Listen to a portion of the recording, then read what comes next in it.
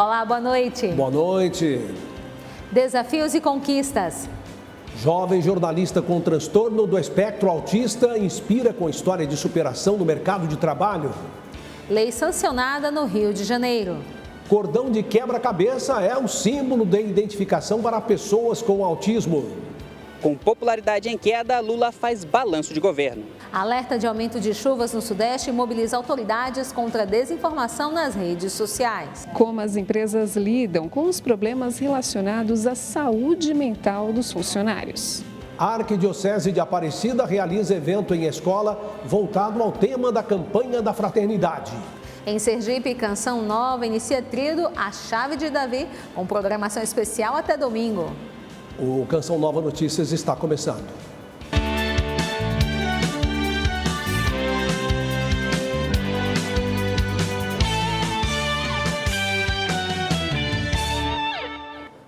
A cada quaresma, a igreja no Brasil é convidada a refletir os temas da campanha da fraternidade como ocasião de aprendizado e crescimento espiritual. Com base nesta proposta, a Arquidiocese de Aparecida tem investido no conhecimento de pequenos grandes estudantes das escolas de seu território no que se refere à ecologia integral. O dia começou animado nesta escola de Potim, no interior paulista, sem deixar, no entanto, o conhecimento de lado a respeito de um assunto necessário, por meio de projetos pedagógicos. Que é no caso igual da campanha da fraternidade sobre ecologia, a gente vem trabalhando com eles a preservação mesmo, quanto ao descarte de materiais incorretos na natureza, o processo de reciclagem. Então, entra tudo dentro desses temas que a gente vai adquirindo e colocando para eles assim em prática, que é uma coisinha fácil para eles mesmos estar fazendo e levando para os pais. Não importa a idade, desde sempre essa turminha é chamada a assumir compromissos com a criação. Zelo pelo planeta, traduzido em amor a Deus e aos irmãos, a partir de grandes referências. Papa Francisco e o Francisco de Assis, e valorizando tudo isso, toda essa beleza, essa criação que Deus nos deu, com um coração agradecido por sermos filhos e por Deus confiar em nós para cuidar dessa casa comum. Então, as referências são muitas. Esta formação nas escolas é uma das ações promovidas pela Arquidiocese de Aparecida a respeito da campanha da Fraternidade 2025. De forma lúdica, crianças aprendem sobre ecologia integral e de que maneira poderão contribuir na prática no cuidado com a casa comum. Nós, enquanto igreja, pensamos e refletimos que as crianças, os adolescentes, os jovens é o presente e o futuro da nossa cidade, da nossa nação. Então penso eu que são elas que a gente deve semear a sementinha do bem, a sementinha de preservarmos essa casa comum, esse presente que Deus nos deu para cada um de nós, que é o planeta e tudo que ele compõe, que é a natureza. E no que depender do lar Monsenhor Felipe, a semente já está sendo gerada. Como que você vai colocar em prática tudo isso? Não jogar lixo no chão, não desmatar a natureza e não desperdiçar no água. Aprendi que não podemos poluir a água, porque senão pode ser que a gente tome água suja. Se a gente não cuidar da natureza, a gente pode ficar sem ar por causa das árvores. Seja feita a nossa vontade, assim na terra como no céu. No programa Além da Notícia de hoje, Ronaldo da Silva recebe o padre Jean Paul, secretário executivo de campanhas da Conferência Nacional dos Bispos do Brasil, para falar sobre a campanha da fraternidade deste ano. Uma conversa sobre fé, meio ambiente e responsabilidade coletiva diante dos desafios do nosso tempo. É daqui a pouco, às 10 da noite, não perca! A fé é uma das grandes marcas do povo mineiro e sua religiosidade se destaca ainda mais durante a Semana Santa. Até o próximo domingo, quem passar pela Praça da Liberdade na capital mineira terá a oportunidade de conhecer algumas manifestações religiosas da Semana Maior da Igreja, típicas do interior de Minas Gerais. Quem traz mais detalhes e fala com a gente ao vivo é a repórter Monize Amorim. Boa noite, Monize, seja bem-vinda.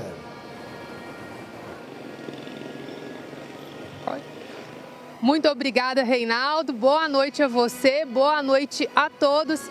É isso mesmo, é o especial Caminhos de Fé, Tradições Mineiras da Semana Santa, que acontece na Praça da Liberdade, mais especificamente no Palácio da Liberdade, que está aqui bem ao fundo. E afinal, o que é esse especial?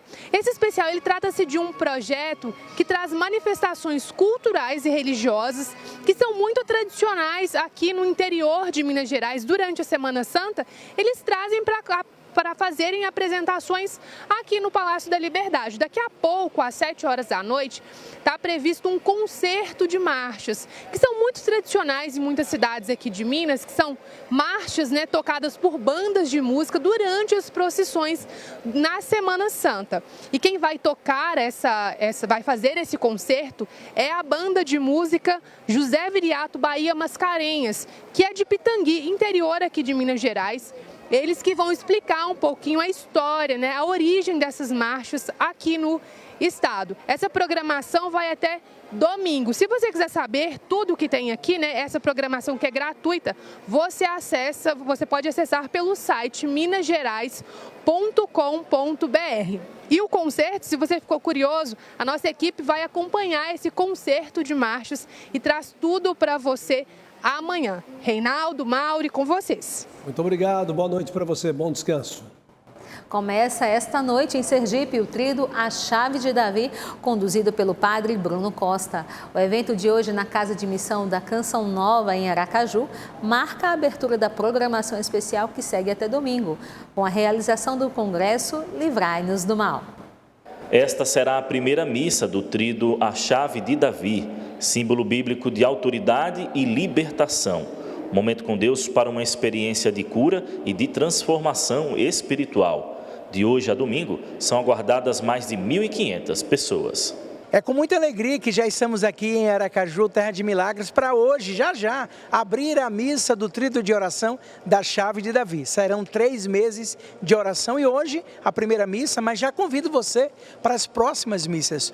8 de maio e 12 de junho, aqui na Canção Nova de Aracaju. Mas é apenas a abertura deste lindo final de semana. Amanhã, sexta-feira, uma tarde de muita cura interior, com Alexandra Gonçalves e o Padre Bruno celebrando a Santa Missa. Às 20 horas, show oracional abrindo o Congresso Livrai-nos do Mal, com Emanuel Stênio, Padre Edilberto, Ana Lúcia e eu, Padre Bruno, e um final de semana de graça. Sábado e domingo, o Congresso Livrai-nos do Mal. Não vos conformeis com este mundo. Eu espero por você. O evento acontece na Casa de Missão da Canção Nova, na capital sergipana, que fica na rua Paulo Henrique Machado Pimentel, número 95, no bairro Inácio Barbosa. Mais informações nas redes sociais, @Canção Nova Aracaju. De Aracaju, Sila Santos, para o Canção Nova Notícias. As palavras têm cheiro. Você sabia disso? Quando são usadas para fofocar, deixam no ar o perfume amargo do julgamento e da maldade. Como lembrou o Papa Francisco, fofocar é sujar os outros. E quem o faz acaba manchando também. Se manchando também. Antes de comentar sobre alguém, pense se isso vai construir ou destruir. Se for para ferir, melhor morder a língua e cultivar o silêncio, como ressalta o próprio Santo Padre, pois o silêncio nunca machuca e, às vezes, cura. Vejam só, nós alcançamos 9% de nossa meta na campanha do projeto Dai-me Almas nesse início de abril. Doe para pix.doação@cançãonova.com. Obrigado por sua fidelidade. A ministra do Meio Ambiente e Mudança do Clima, Marina Silva, participou da 11ª reunião dos ministros de Meio Ambiente do BRICS nesta quinta-feira em Brasília e na Câmara dos Deputados. O presidente Hugo Mota anunciou a formação de uma comissão especial para analisar a isenção do imposto de renda para quem ganha até R$5.000. Por isso, vamos a Brasília ao vivo com a repórter Aline Campelo, que traz os detalhes. Boa noite, Aline. Uma boa noite, Mauri, a todos. Bem, no evento aqui no Palácio do Itamaraty, a ministra Marina Silva e o embaixador André Corrêa do Lago, que é presidente da COP30, reforçaram o compromisso ambiental e destacaram propostas com eixos prioritários e planos de trabalho com 50 atividades até 2027. Na reunião, os ministros de Meio Ambiente do BRICS falaram de desertificação, degradação da terra, preservação, restauração e valoração dos serviços ecossistêmicos, além da poluição por plásticos e mudança do clima. Ao final do evento, os ministros do meio ambiente dos países membros do BRICS estabeleceram uma declaração conjunta. E hoje, na Câmara dos Deputados, Hugo Mota anunciou uma comissão especial para analisar a isenção do imposto de renda para quem ganha até R$5 mil. A proposta do governo é compensar a isenção com taxa para quem ganha acima de R$600 mil por ano. O texto tramita na Câmara dos Deputados em regime de urgência constitucional e passa a trancar a pauta de votações do plenário a partir do dia 3 de maio. Eu vou ficando por aqui, também falando que a Caixa Econômica Federal firmou acordos de sustentabilidade com os Ministérios do Desenvolvimento Agrário e Meio Ambiente. Durante o evento em Brasília, o banco divulgou ações que serão realizadas até novembro e quando o Brasil será então sede da COP30, a 30ª Conferência das Nações Unidas sobre a Mudança do Clima em Belém do Pará. A parceria entre a Caixa e o Ministério do Desenvolvimento Agrário vai impulsionar a agricultura familiar como ferramenta estratégica para a recuperação de áreas degradadas, além de ampliar a produção de alimentos saudáveis e de produtos da sociobiodiversidade. A iniciativa faz parte do Programa Nacional de Florestas Produtivas. Serão destinados R$50 milhões por meio do Fundo Socioambiental da Caixa para financiar o edital de assistência técnica e extensão rural. O lançamento do edital está previsto para o dia 30 de abril e, inicialmente, vai contemplar projetos nos estados do Mato Grosso, Pará, Maranhão, Acre e Rondônia. Nós vamos garantir uma melhor renda para os agricultores e uma restauração florestal para fortalecer o papel que aquela floresta desempenha no Brasil e no mundo na regulação do clima do planeta. As assinaturas marcam também ações específicas para a construção de uma sociedade sustentável e com responsabilidade social e ambiental. As iniciativas serão realizadas até a Conferência do Clima em novembro. Já com o Ministério do Meio Ambiente, o acordo prevê a estruturação de programas e ações voltadas à promoção de políticas ambientais e climáticas. Entre os focos estão o fortalecimento da bioeconomia, o combate ao desmatamento, a gestão da qualidade do ar, o tratamento de resíduos sólidos e a promoção da economia circular. Para o presidente da Caixa, as parcerias com os ministérios fortalecem ainda mais a carteira de finanças sustentáveis da instituição. Voltar todas as nossas atenções para o que é a região norte do país, mas que a gente pode transformar a mudança social também daquelas famílias sem agressão ao meio ambiente, mantendo todo um ecossistema, seja sob o aspecto da flora, sob o aspecto da fauna, em funcionamento, em perfeito funcionamento, em convivência com a sociedade. Um alerta emitido por institutos de pesquisa e monitoramento climático aponta para um possível aumento no volume de chuvas na região sudeste, com atenção especial ao litoral de São Paulo e ao sul fluminense. Por outro lado, nas redes sociais circulam as fake news. Autoridades reforçam a importância de buscar informações em canais oficiais. Manhã de chuva intensa. Está sabendo que esse fim de semana vai chover bastante? Estou sim, que eu sou de Ubatuba. Então a previsão lá é grande, né? E a gente está realmente em alerta lá, né? Porque nós estamos com o foco de maré alta lá e a chuva muito intensa. Estado de alerta para tempestade e a Defesa Civil emite avisos enviados por mensagem no celular. Eu acho assim essencial, tá? Principalmente do pessoal que está na área de risco, né? Esse acúmulo de nuvens no horizonte, atrás da Serra do Mar, é sinal de chegada de um fenômeno meteorológico. Um ar mais frio chegando. E isso vai assim, influenciar fundamentalmente a região sudeste, São Paulo, Rio de Janeiro e Minas Gerais particularmente. Essa frente vai causar uma queda das temperaturas, fundamentalmente das temperaturas máximas, em primeiro lugar, e também bastante precipitação. O alerta foi emitido para 18 dos 39 municípios da região metropolitana do Vale do Paraíba. Isso porque tem muita chuva a caminho, motivada por uma frente fria, que está sendo empurrada por um ciclone que se formou na região do estado do Rio Grande do Sul, mas que já se afastou do continente. Alerta geral. Vem aí uma das maiores chuvas do ano em São Paulo e no Rio de Janeiro. Mais de 600 milímetros de chuva e ventos de até 100 km por hora. Tudo começa a partir de quinta-feira, 3 de abril, e vai até domingo. Bom, eu acho que se trata de um vídeo no mínimo irresponsável, né? Porque isso não tem uma explicação válida científica, não tem nenhum modelo de previsão meteorológica indicando volumes acima de 600 milímetros. Seria, inclusive, totalmente descabido pensar que no interior de São Paulo pode chover a mesma coisa que no litoral, sabendo que são regimes climáticos bem diferentes. A Defesa Civil do Estado de São Paulo montou um gabinete de crise para enfrentar possíveis cenários. Ao receber os nossos alertas no seu celular, siga as orientações que estão descritas na mensagem e fique em um local protegido. Em Petrópolis, na região serrana do Rio de Janeiro, onde a população enfrentou uma catástrofe em 2022, autoridades locais também estão se mobilizando. As equipes operacionais da Defesa Civil foram reforçadas, as linhas emergenciais foram ampliadas e as equipes de monitoramento e comunicação seguem acompanhando a evolução do cenário para atualizar a população da forma mais célere e antecipada possível.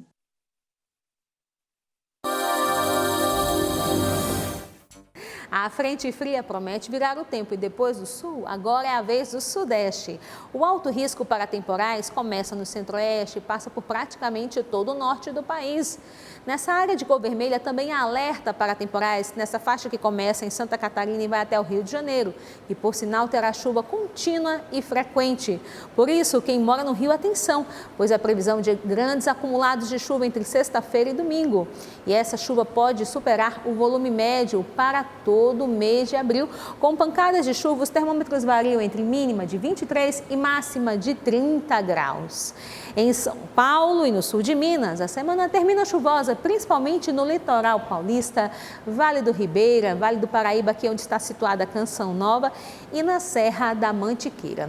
No sul, chove em Santa Catarina, em todo o estado paranaense, com alerta para temporais na capital Curitiba. Já no estado gaúcho não chove, as temperaturas despencam por lá. No centro-oeste, as pancadas aumentam em praticamente todos os estados, mas há alerta para temporais nas capitais Campo Grande e Cuiabá. A chuva ainda atinge no Nordeste várias áreas, no Maranhão, Piauí e Ceará, e enquanto isso o sertão nordestino fica com tempo firme e baixa umidade do ar, como se vê nessa área de cor clara do mapa. Por fim, o norte também está em alerta para temporais. Os maiores volumes continuam entre o Amazonas, Pará e Amapá, com destaque para Boa Vista, Manaus, Porto Velho e Rio Branco. Os termômetros marcam mínima de 15 graus em Porto Alegre, 23 no Rio de Janeiro e máxima de 32 em Salvador e 33 em Cuiabá.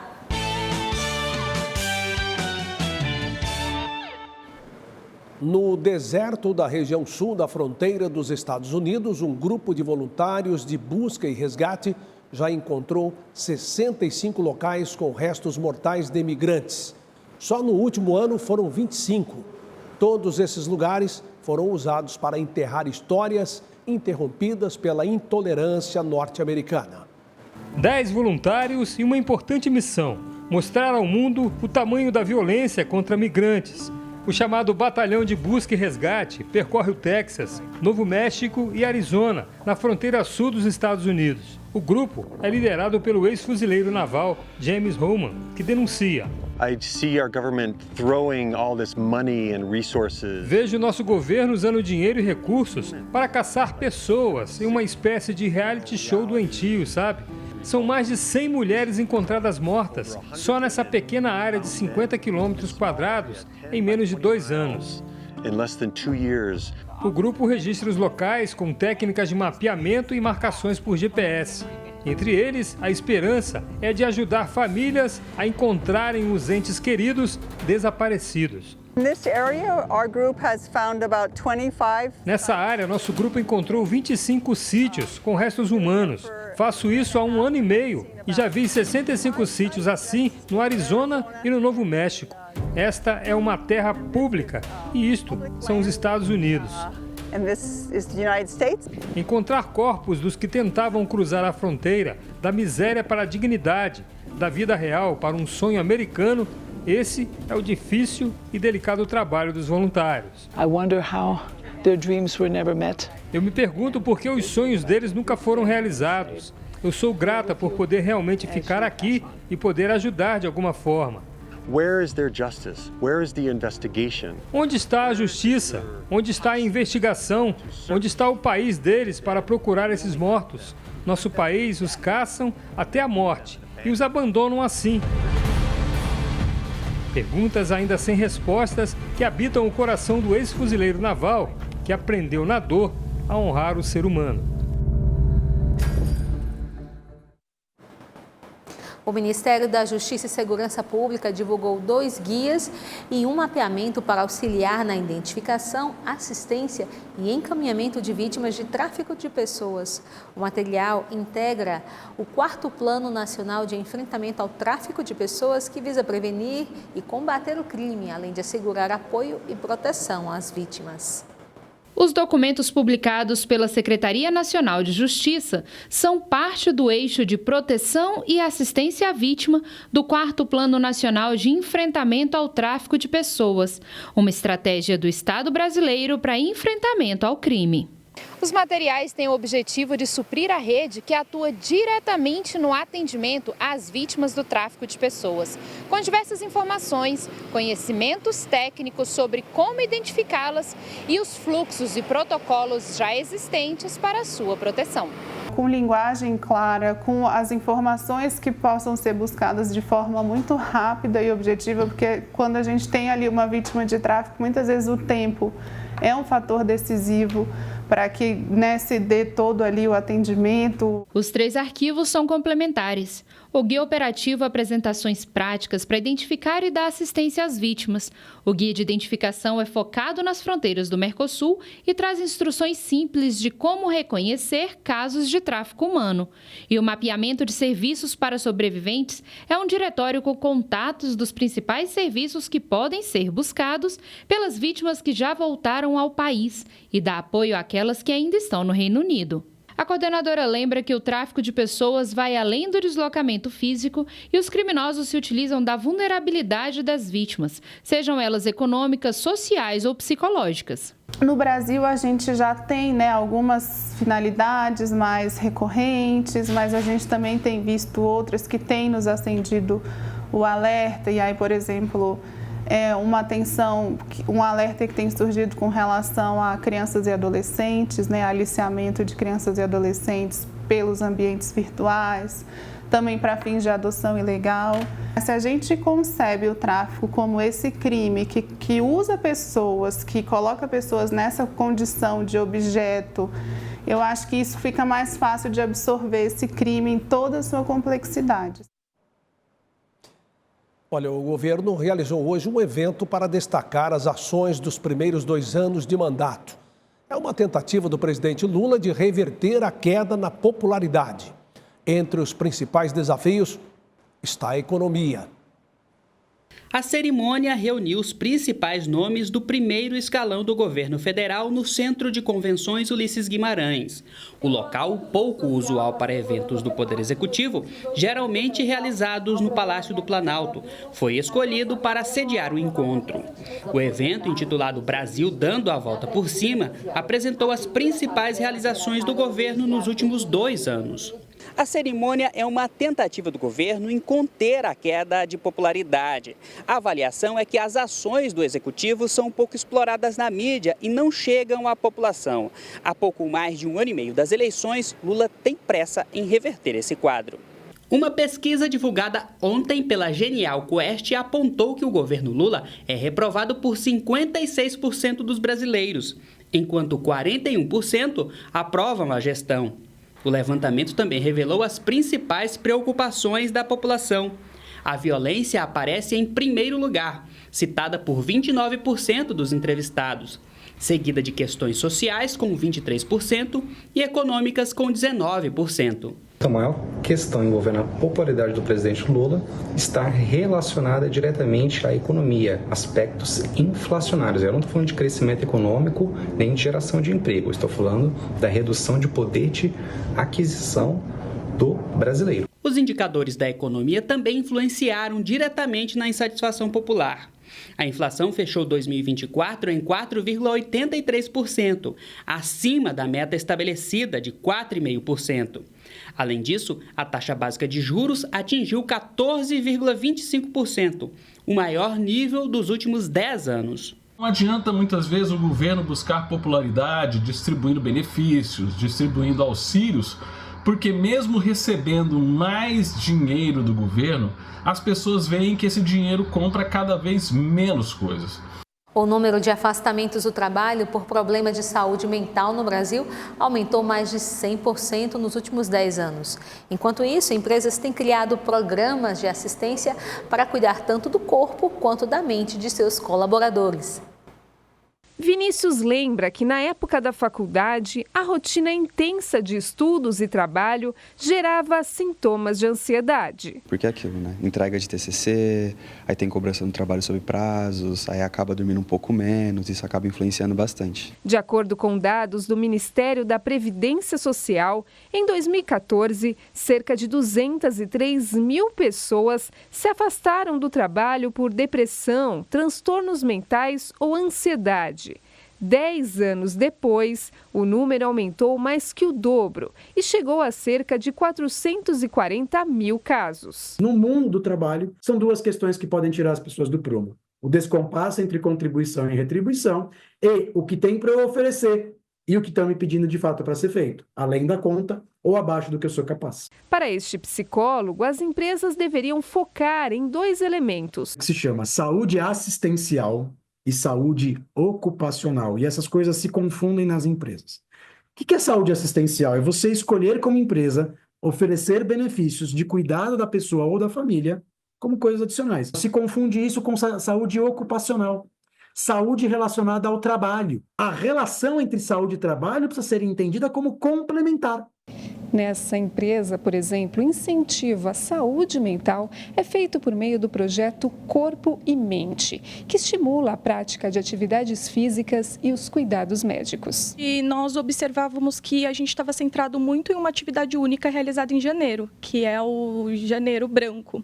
Então, diante disso, a gente planejou ações no decorrer do ano todo. A gente trouxe uma outra ação, que fizemos uma gamificação internamente, em que os profissionais que obtiveram maiores participações das academias, eles acabavam sendo bonificados. Utilizo o serviço de check-ins, em academia, que acaba contribuindo não só para a minha saúde física, mas também minha saúde mental, porque com isso eu percebi uma melhora na minha autoestima. O programa também inclui assistência psicológica e um espaço de comunicação interna, onde os funcionários podem receber feedback dos seus trabalhos.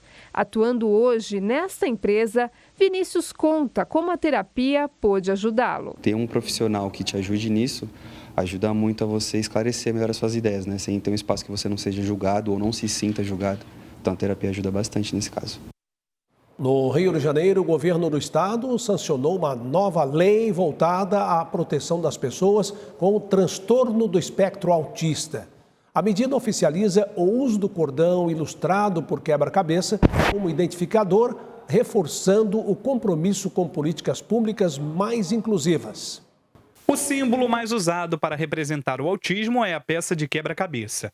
O cordão, nascido em 1963 nos Estados Unidos, representa a complexidade e o mistério do autismo. No Brasil, o projeto de lei que regulamenta o uso do cordão com o símbolo do quebra-cabeça foi aprovado na Câmara dos Deputados e enviado para avaliação do Senado. Algumas cidades e estados já têm leis próprias para a identificação. O Rio de Janeiro celebrou ontem a sanção da lei. A iniciativa dará mais visibilidade para quem está no transtorno. O Dia Mundial de Conscientização do Autismo foi a data escolhida para a sanção da lei aqui no Palácio Guanabara e reforça a importância de se criar uma sociedade mais empática e informada sobre o autismo. Até o final do mês vão ter várias políticas novas bacanas que a gente vai poder aproveitar isso para cada dia levantar mais esse tema tão importante. O autismo é um transtorno de desenvolvimento que afeta a comunicação e a interação social de forma única em cada indivíduo. O objetivo é promover ambientes mais acolhedores e inclusivos, como o Centro de Diagnóstico para Transtorno do Espectro Autista, inaugurado no ano passado, que até aqui realizou mais de 5.000 consultas. Que as pessoas não tenham nenhuma dificuldade de entender quem é aquela pessoa, o que ela precisa de apoio e ter compaixão com aquela pessoa. Não adianta ter empatia, porque a gente não sabe o que ela está sentindo. Compaixão é saber o que o outro precisa. A conscientização sobre o assunto reforça a importância de promover ações que garantam dignidade e direitos com políticas públicas voltadas à inclusão e melhora na qualidade de vida das pessoas com transtorno espectro autista e de suas famílias. A política é para todos e que a gente tem que fazer o nosso trabalho, que é incluir as pessoas em todos os espaços. É um projeto que vai ajudar muito todas as famílias atípicas do estado do Rio de Janeiro. Como um jovem autista, eu me vejo muito nos lugares de outras pessoas autistas. A inclusão de pessoas com autismo no mercado de trabalho é tema de projetos de lei e, ao mesmo tempo, um desafio para quem busca uma oportunidade. A história que vamos conhecer agora é a do Matheus, um jovem jornalista que vem conquistando seu espaço e superando as barreiras impostas pelo transtorno do espectro autista. Acordar cedo, tomar café e se preparar para mais um dia de trabalho. A rotina de muitos também é a do Matheus, diagnosticado com transtorno de espectro autista. O jovem está se formando na faculdade e já atua na área escolhida. Faço previsão do tempo, então eu tenho entre as 9 eu tenho entrega até as 10, a previsão do tempo e o PAT. A pauta eu faço até 9h30, aí 9h30 eu saio para gravar a previsão do tempo e o PAT, só o off, né? E aí depois eu já começo a pegar a demanda das pautas, aí pego o stand ou matéria mesmo. A paixão pelo telejornalismo e a dedicação superam as dificuldades encontradas pelo caminho. Estar incluído na sociedade é uma forma de lutar contra o preconceito. Eu sempre aprendi a ser muito oprimido, né? Esconder de mim isso. Então, eu não falava, eu tinha medo, já perdi emprego, estar trabalhando e ser mandado embora porque descobriu que eu tinha essa deficiência. Tinha TDAH e tinha autismo, então é bem difícil. E para mim estar aqui num lugar que não tem essa separação, vamos dizer assim, para mim é muito gratificante.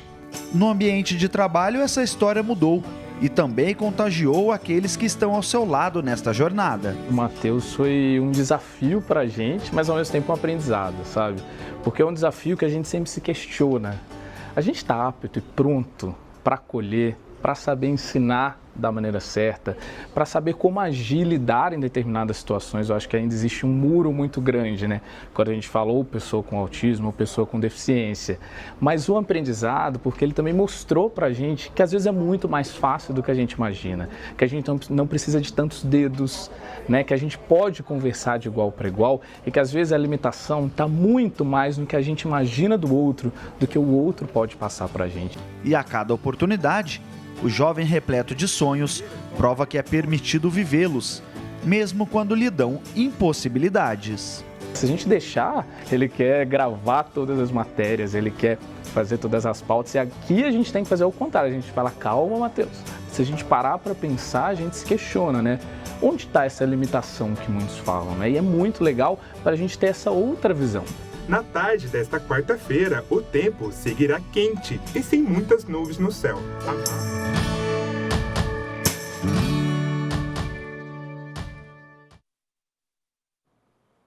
Parabéns, Matheus, pela conquista.